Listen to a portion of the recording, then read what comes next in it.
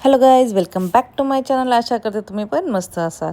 तर इथे तुम्हाला दिसतंच आहे, ॲक्च्युली आम्ही एका बर्थडे पार्टीला गेलेलो. आज हा ब्लॉग आहे पूर्ण सकाळपासून ते संध्याकाळपर्यंत. म्हणजे मी पूर्ण दिवसभराचं असं शूट नाही केलेलं आहे, पण जे मेन आहे ते तेवढंच शूट केलं आहे. म्हणजे जसं की पार्टीला गेलो बर्थडे पार्टीला, तिथे काय झालं, त्यानंतर मग येऊन आम्ही ॲक्च्युली दुपारी झोपलोच आणि मग रात्री आम्ही जेवण वगैरे काय केलं, असं काहीतरी छोटा मोठा असं शॉर्ट केलेला आहे. तर तुम्ही इथे बघू शकता, मी फोटो वगैरे पण काढलेत. इथे मुलांचे गेम झालेत सुरू. नंतर कार्टून होतं तिथे, कार्टून मॅन, त्याच्यात त्यांनी पूर्ण कार्टून्स वगैरे जे हवं आहे ते मुलांना असं काढून दिलं. नंतर जे तिथे अँकरिंग करणार होते तिथे त्यांनी आम्हाला असं गेम्स वगैरे खेळवले मुलांना, मोठ्या जणांना. तर गेम होता ते, हे तुम्हाला चपलाची लाईन जी दिसते ना, त्यांनी सांगितलं जी व्यक्ती, जी 2 टीम्स आहेत त्या 2 टीम्समध्ये जी कोणी व्यक्ती सगळ्यात मोठी, म्हणजे काही तुम्ही घेऊ शकता, बॅग वगैरे, मोबाईल किंवा कॉस्मॅटिकचं सामान असेल तर त्याच्या हिशोबाने आम्ही पूर्ण अशी एक मोठी सिंगल लाईन करायची आहे. तर चपलांसोबत पण केली आणि बाकीचं काय होतं ते पण ठेवलं. तिथे एकदम मोठी आम्ही लाईन केली तिथे. आणि मुलांचे गेम्स वगैरे झाले, डान्स वगैरे झाला. इथे तुम्हाला डान्स वगैरे दिसतच असेल. नंतर बर्थडे सेलिब्रेशन झालं. त्यानंतर आम्ही जेवणाच्या सेक्शनला गेलो. जेवण पण खूप छान होतं. जेवणमध्ये होतं चिकन मसाला, व्हेज कोल्हापुरी, त्याच्यानंतर दाल तडका, राईस, गुलाबजाम, देन कैरी पण होतं आणि पिझ्झा होता, लॉलीपॉप, आणि नंतर कांदा भजी, बटाटा भजी. ॲक्च्युली कांदा भजी, बटाटा भजी नंतर आली, जे ऑलमोस्ट अर्धं आमचं जेवण झालं होतं तेव्हा. पण गरम होतं, म्हणजे छान लागलं गरमागरम टेस्ट पण. तर इथे काही फोटो सेशन आहे बर्थडे बॉयसोबत. आणि त्यानंतर मग आम्ही दुपारी घरी येऊन मी झोपले 2 तास. आणि त्याच्यानंतर आम्ही गेलो ठाण्याला, थोडं मार्केटमध्ये. असंच थोडंसं घरात राहून पण थोडं बोर येतं, म्हटलं चला एक चक्कर मारून येऊया. मग तिथे गेलो. घरी आल्यानंतर आम्ही 8च्या आसपास घरी आलो. त्यानंतर मी फटाफट अशी मटकीची भाजी बनवली, आपली सुकी मटकी.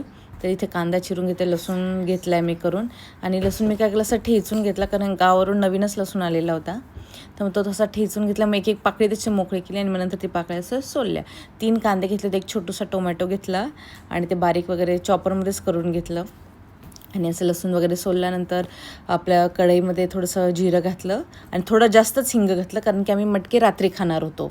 आणि कसं मटकी पचायला पण जड असते ना, त्याच्यामुळे हिंग थोडंसं जास्त घातलं. कढीपत्ता, मिरची तर नाही घातली ॲक्च्युली. कढीपत्ता, कांदा, टोमॅटो, लसूण असं घातलं होतं. इथे बघा तेलात, इथे तडक्याचा आवाज येतच असेल तुम्हाला. ॲक्च्युली फटाफट अशी भाजी बनवली. त्याच्यानंतर मी आमरसही बनवला होता आणि त्यानंतर थोडासा भात लावला होता, 1 वाटीचा भात लावला होता. आणि मावशी तर सकाळी येतात, ते चपात्या करून जातातच, त्याच्यामुळे चपात्यांचं काही टेन्शन नसतंच. ते सकाळी 8-8:30पर्यंत येतात. त्यांनी चपात्या करून जेवढ्या आपण सांगू तेवढ्या करतात. डेलीच्या त्या 10, जर आपण सांगितलं की बाबा मावशी थोडंसं जास्त चपात्या करतात, जास्त पण करतात. आणि चपात्या पण खूप सॉफ्ट असतात, त्याच्यामुळे संध्याकाळपर्यंत त्या अशा मऊच राहतात. त्याच्यामुळे त्यांचं खाण्याचं काही टेन्शनच नाही. आणि इथे मी फटाफट ॲक्च्युली म्हणजे जी मावशी येते नाश्ता आणि भाजी वगैरे बनवायला 1 टाईमच येते, म्हणजे सकाळीच येते त्या पण सध्या नाही आहे. तर मी विचार केला, मग आता सध्या कंटिन्यू करण्यापेक्षा म्हटलं मला एक मेमध्ये मी जाणार पण आहे ना, थोडं बाहेर आम्ही फिरायला जाणार आहे आणि 15-20 दिवसांसाठी. तर म्हटलं मग जूनमध्येच त्या मावशींना सांगेल ना की जूनमध्येच येऊन तुम्ही कंटिन्यू करा. तर ही घरात भिजवलेली मटकी होती, थोडीशी सांडलीसुद्धा धुताना. ॲक्च्युली मी पाण्यातनं आधी हाताने असं धुवून काढली, निवडली आणि मग पाण्याखाली जर असं वरखाली केली.